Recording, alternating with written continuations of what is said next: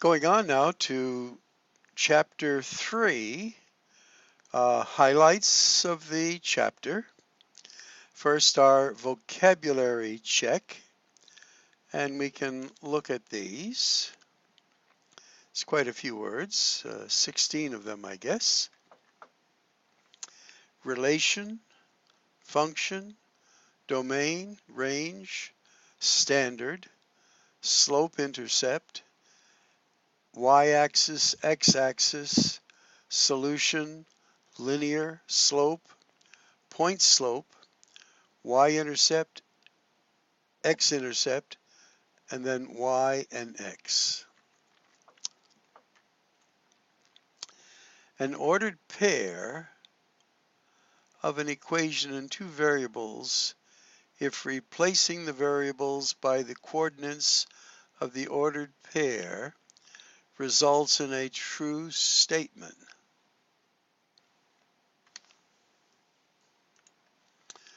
I believe that one is a solution.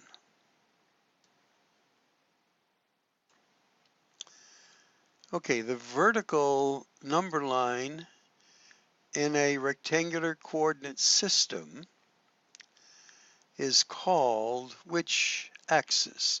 The vertical one. That would be the y-axis. The what equation can be written in this form?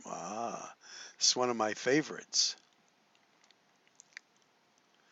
This is standard form. The what is a point of a graph where the graph crosses the x-axis. That would be the x-intercept. The form ax plus by equals c, well, we use standard form already, so that's probably where it should go. Okay, we have to give ourselves a little wiggle room here. I guess number 3 should be a linear, I guess is what they're looking for there. So that's a linear equation where each of the variables have an exponent of only a 1. That would make it linear, but that is standard form. So again, give yourself a little wiggle room. All right, so where's the point of the graph where the graph crosses the y-axis? That will be the y-intercept. The equation y equals mx plus b is written in the slope-intercept form.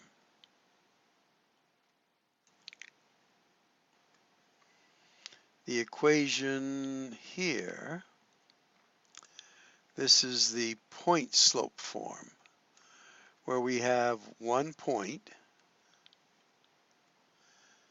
and we have the slope here. It's not quite that. That's not the standard form of the point slope, but that's where it's been substituted with values for x and y, and the m here is 7.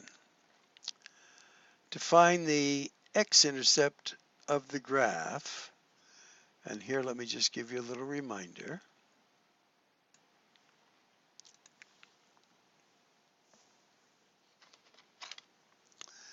And let's see what happened to my pen here.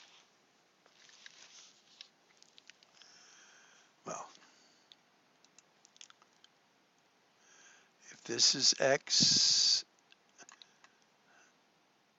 and this is y, we make that special t-chart that when x is 0, this is your y-intercept. And when y is 0, This is your x-intercept. So to find the x-intercept of the graph, the x-intercept, let y, that's this y over here, equals 0. The horizontal number line in the rectangular coordinated system is the x-axis.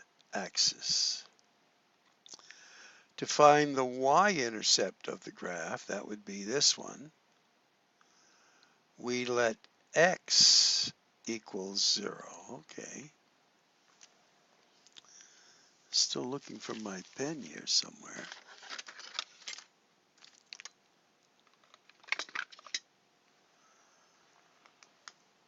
Okay.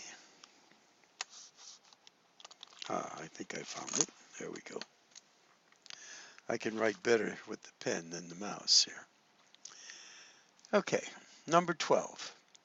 The what of a line measures the steepness or tilt of the line.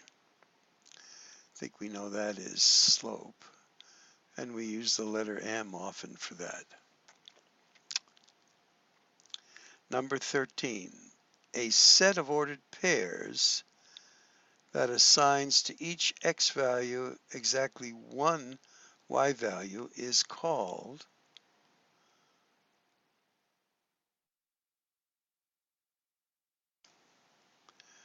a function.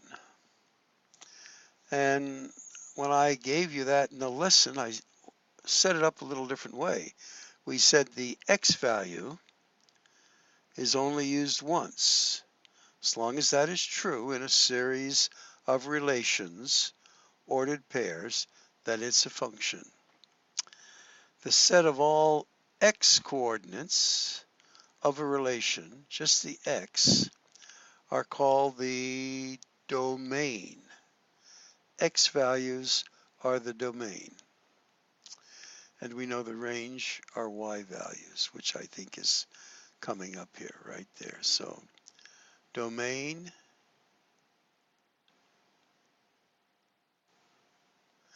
is here, and range is y values. A set of ordered pairs is called a relation. Okay, I think we've got them all now. Okay, that was a very good review. Lots of key words, and of course that helps you communicate. Going over some more, let's see what we have here. So the rectangular coordinate system is this, where this is your x-axis right here. This is your y-axis. And it's sort of a horizontal number line, a vertical number line. So at the origin, the ordered pair is 0, 0. And it's an ordered pair, and that x always comes first. And then to plot a point like 3, -2, we start at the origin. We do our x, which is 3, first, and then we do our y from that point, and there's that. And the other one, -3, 4, you would go -3 first, and then up 4. And we said this was the first quadrant, this was the second, this was the third, and this is the fourth.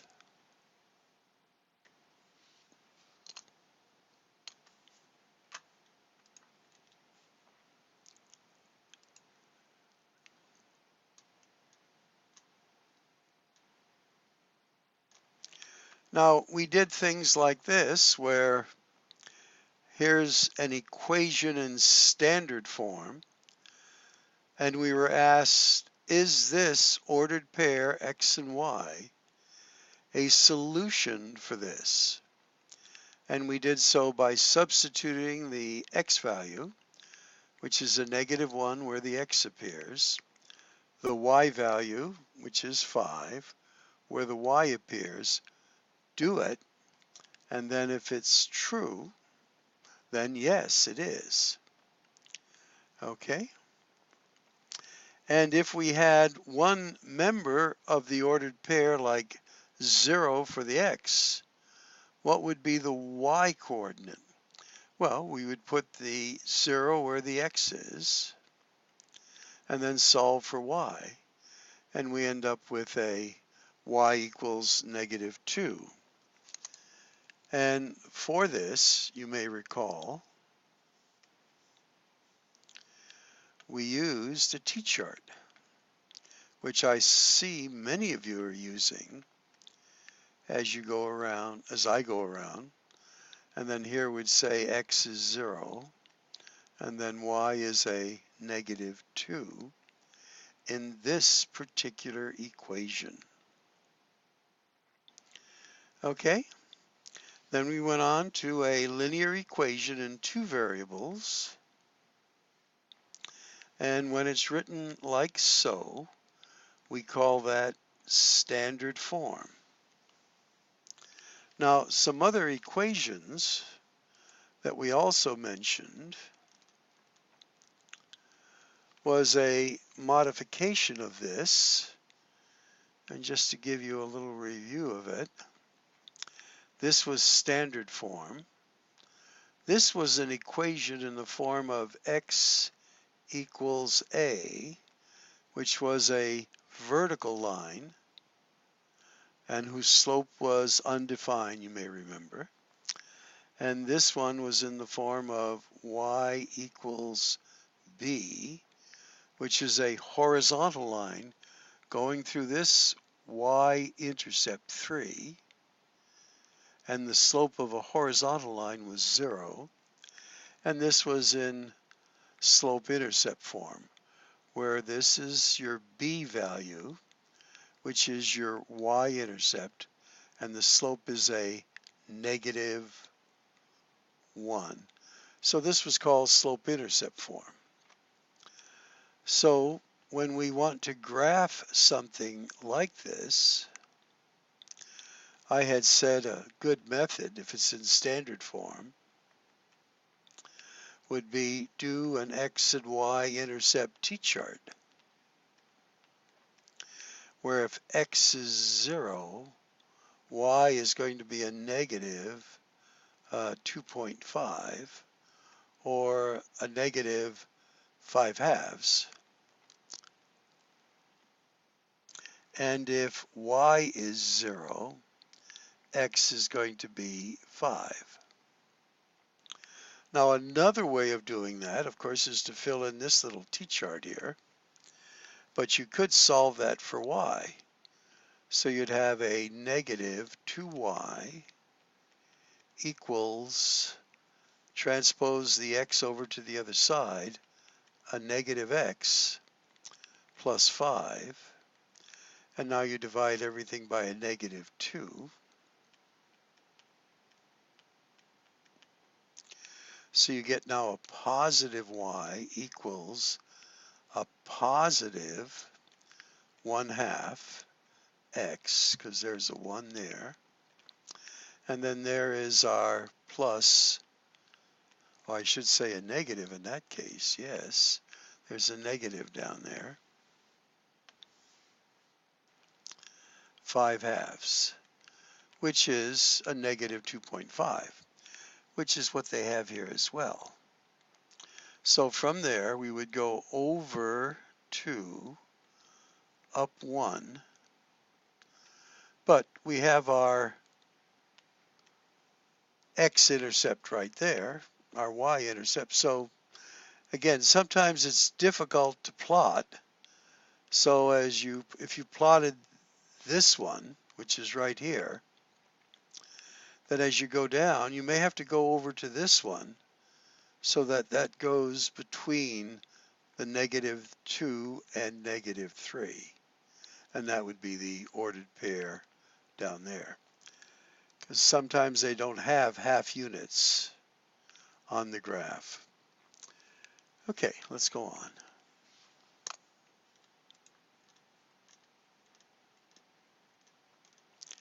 Now here they're talking about intercepts. So the y-intercept is 0, 3. The x-intercept is 5, 0. So there's your y-intercept. There's your x-intercept. And remember, a t-chart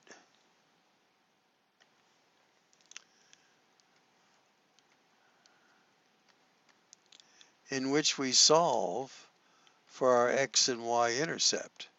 So if x is 0, we're saying here y is 3. And here we have if y is 0, x is 5. And notice they're showing it here as well.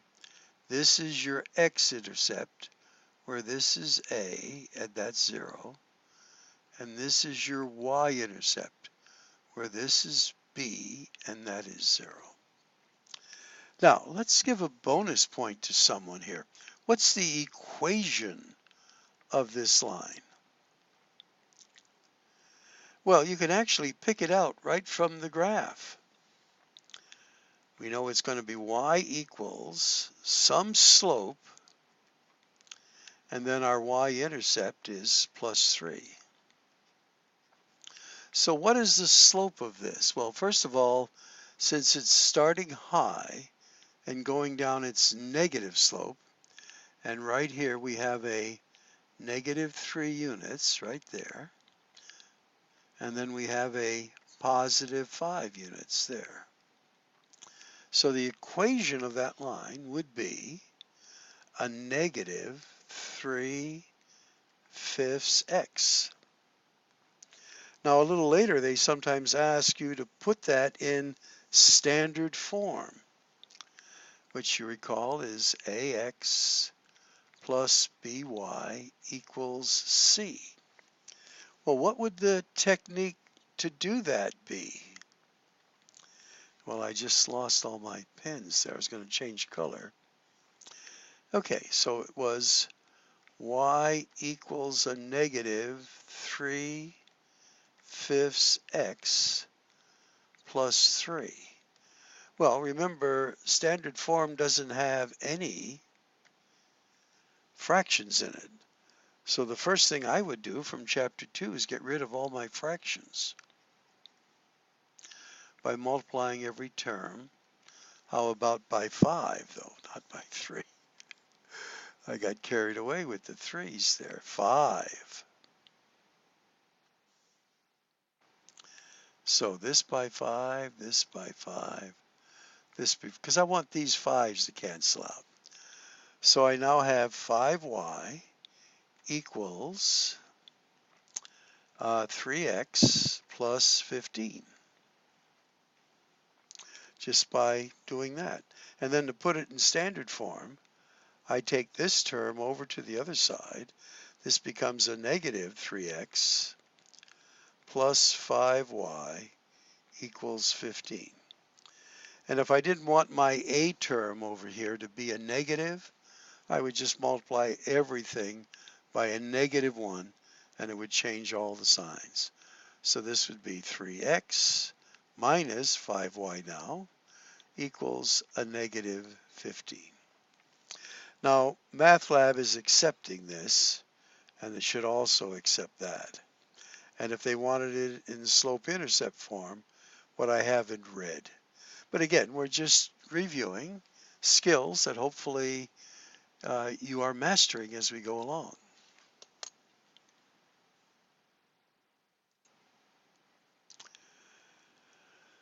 Okay, so finding the x and y intercepts, I told you about that special t-chart, so I think we've covered that. And then a special graph, and here they've changed letters a little bit. I don't like that.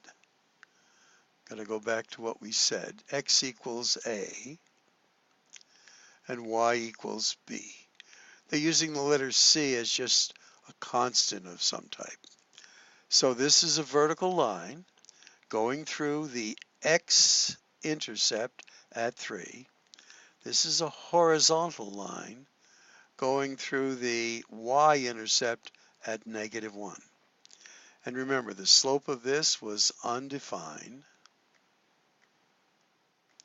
And the slope of this, we said, was 0. All horizontal lines, the slope is 0. All vertical lines, the slope is undefined. And we're going to go over that right now too.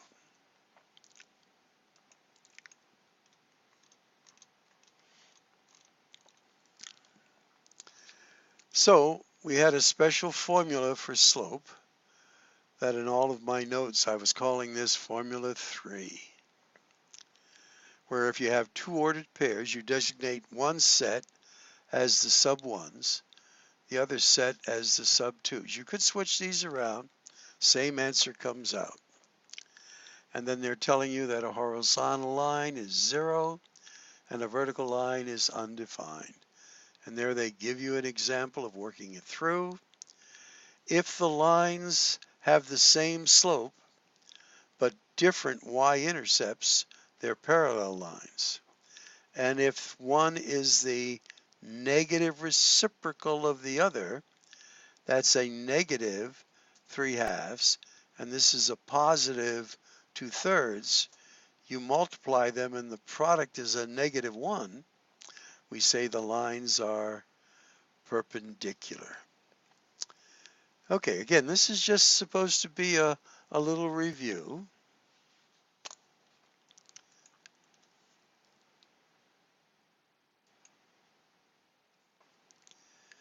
And there's slope-intercept form, which I believe we've covered pretty well.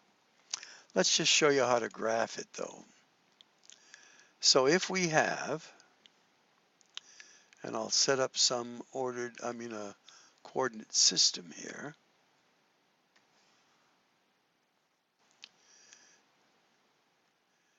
If we have our equation that we've solved for y in slope-intercept form, where there's your slope and there's your y-intercept, because that's y equals mx plus b. We put a dot at our y-intercept right here. And then we do our run, which is negative. So we're going to go over 3 this way. 3 is our run and 2 is our rise. And then we take our line again. And there's our graph. So this is plotting it using slope-intercept. Now, if we know one point and we know the slope, we then can use this formula, which we called formula 4, point slope form, where we put the y coordinate there, the x coordinate there, being careful that here this is negative. So when we put it in there, it's going to become a positive, as we see right there. And then the 5 just goes in there as a 5. A negative is part of this formula, so it stays that way. And then we just solve it here. Let's see, we have this. They did that. And then we're going to multiply everything by 4 here to get rid of our fraction. That's where that 4 comes from over here. So we distribute that, and then we just take this, bring it to the other side, becomes positive 23, and then this over to this side, and they do accept it with a negative. If you wanted to make it positive, just multiply every term by a -1, reverse all the signs. Okay.